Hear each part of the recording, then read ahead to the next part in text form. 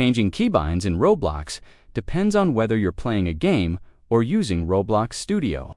Since the standard player client doesn't offer full customization for key controls, if you're just playing a game, the default settings don't allow you to change the main movement keys like WASD or the jump key space directly from the settings menu. However, you can adjust a few specific controls. To do this, click the Roblox icon in the top left corner and go into the settings. In this menu, you'll find options like the Shift Lock switch, which changes how your camera behaves, and the movement mode, where you can choose between different modes such as keyboard plus mouse, click to move, or scriptable.